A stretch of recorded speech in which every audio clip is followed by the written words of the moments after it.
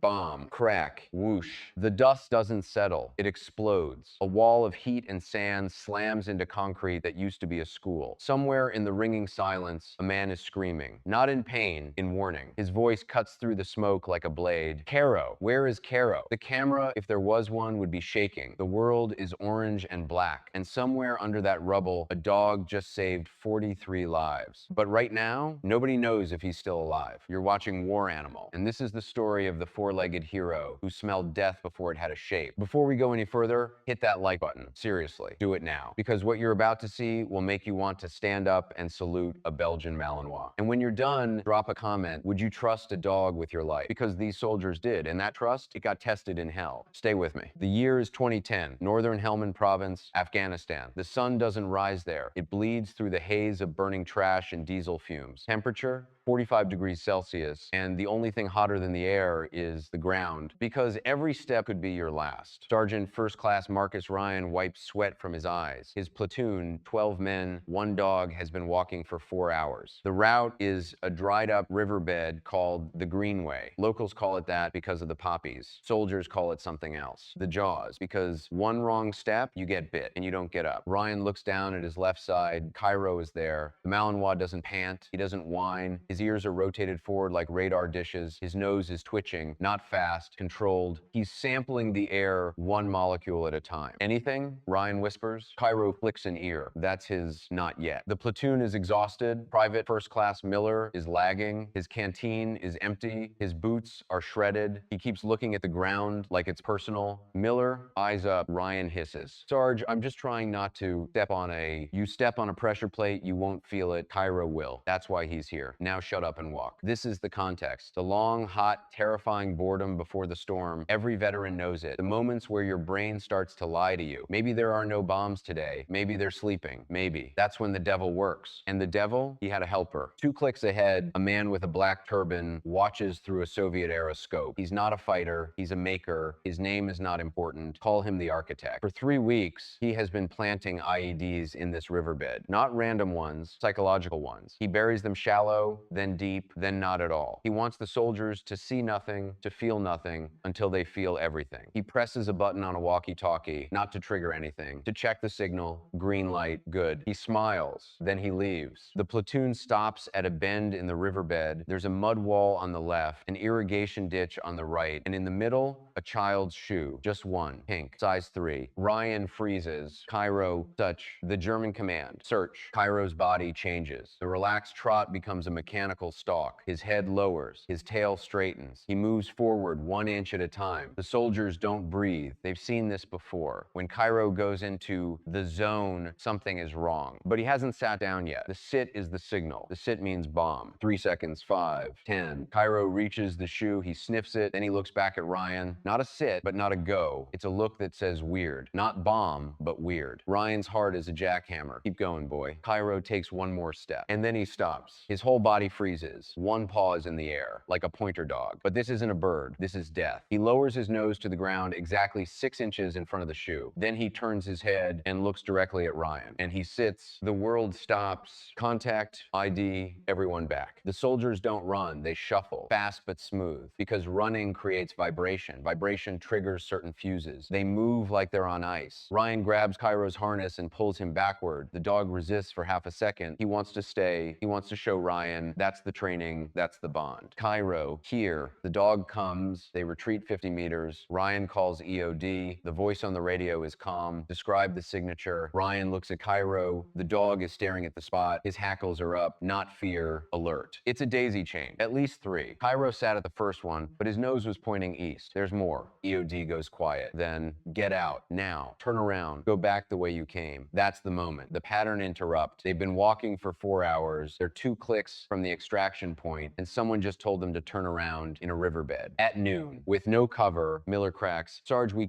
don't have enough water to go back. Ryan grabs Miller by the vest. You want to argue with the dog? Because that dog has never been wrong. Ever. You want to be the first? Stay here. I'll send your mom a flag. Miller shuts up. They turn. The first step back is the hardest, because now you're walking over ground you thought was safe. But it's not safe. It was never safe. You just didn't know it yet. 20 minutes later, the sun is higher, the shadows are gone, there's nowhere to hide, and Cairo is doing something strange. He keeps stops, looking over his shoulder, back toward the bend. His tail is down, not between his legs, just low. Ryan has seen this once before in training. When a dog knows something is coming but doesn't know from where. Cairo, what is it? The dog whines. A low, long sound, not pain, warning. And then the ground shakes. Not an explosion, a vibration, a deep, grinding hum, like a truck. But there's no road, no truck, just the riverbed. Ryan drops to one knee. He presses his hand to the dirt. It's warm, too warm. The sun doesn't make the ground that hot 4 inches down. Oh no. He looks at the mud wall, at the irrigation ditch, and he understands the architect didn't just plant bombs, he planted a network. The daisy chain wasn't 3 IEDs, it was a trigger, a decoy. The real trap was behind them, and it was moving because the Taliban had learned something new. They were using water, filling pipes with explosives, burying them deep, and then using pressure from the irrigation system to shift them. The bombs moved, slowly, like snakes in the mud. Cairo didn't detect a bomb, he detected a system, and the system was now directly under the platoon's original path, the path they were walking back on. Stop, everybody stop. Ryan's voice is raw. The soldiers freeze. Some have one foot in the air. Miller is mid-stride. Don't move. A muscle. Ryan looks at Cairo. The dog's eyes are locked on a spot 10 meters ahead, a patch of dirt that looks exactly like every other patch of dirt. Cairo, Zigmir, show me. The dog doesn't move. He can't because the bomb is under him, and he knows it. This is the conflict, the real one. Not man versus bomb, dog versus instinct. Every cell in Cairo's body is screaming, run. But he was trained to sit, to stay, to trust his handler more than his own fear. And he does. Cairo lowers his body, not a sit, a lay down, flat on the ground. His nose is touching the dirt. His eyes are closed. Ryan understands. The dog is not pointing. He's protecting. He's putting his body between the bomb and the soldiers. Because if that thing goes off, Cairo will take the shrapnel. Not Miller, not Ryan. No. No, no, no, Cairo. Here, the dog opens his eyes, looks at Ryan, and doesn't move. Miller starts crying, not loud, silent tears cutting through the dust on his face. Sarge, he's not coming. Ryan does something no manual teaches. He unclips Cairo's leash. He drops it. Then he walks toward the dog. 1 step, 2, 3. If he dies, I die with him. The other soldiers watch. They can't believe it. Their leader is walking into a kill zone to save a dog. But they don't understand. He's not saving the dog is saving them. And Ryan is just refusing to let him do it alone. Step 4. Ryan is 5 meters from Cairo. The ground shifts again. A soft click, not a bomb. A pressure plate. Ryan stepped on it. But it didn't go off. Why? Because Cairo had been lying on the secondary trigger. His weight, 30 kilos, was keeping the circuit open. The moment Ryan stepped on the primary, the circuit should have closed. But Cairo's body was in the way, blocking the connection. The architect didn't plan for that. You can't train for a dog's love. Ryan reaches Cairo. He puts one hand on the dog's harness, the other on his own chest. He can feel his heart. It's going to explode.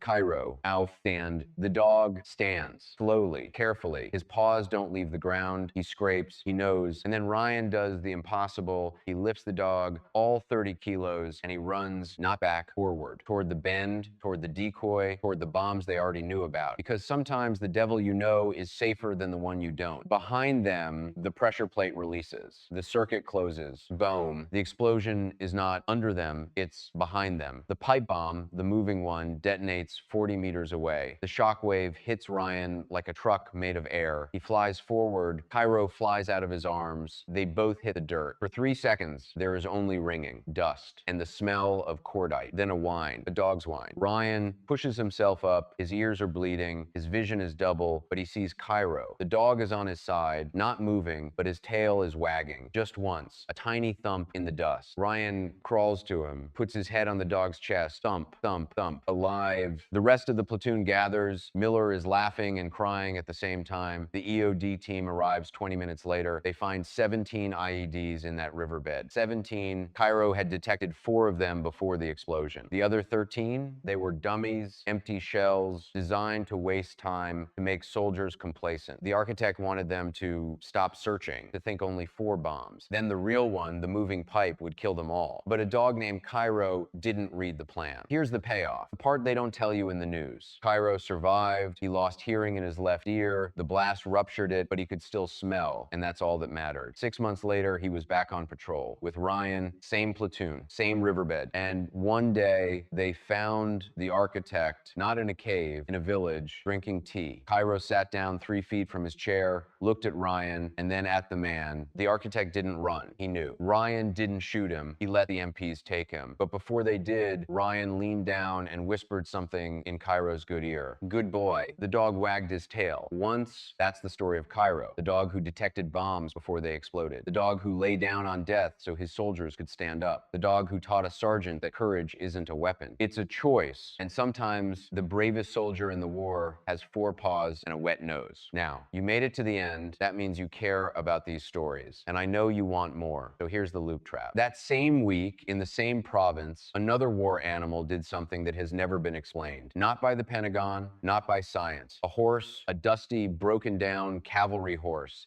that hadn't moved in weeks, until one night when it stood up, walked into a minefield, and saved a squad of Marines by doing something no animal should be able to do. Want to know what it did? Hit subscribe, turn on the bell, and comment poof if you want that story next. Because on this channel, we don't just tell war stories, we tell animal war stories. The ones that make generals cry and make you believe in heroes again. Like if you think Cairo deserves a medal. Subscribe if you want part 2, and comment what would you have done? Walked away or walked into the blast? This is War Animal. Stay lethal, stay loyal, and never underestimate the nose of a dog. Dismissed. Templates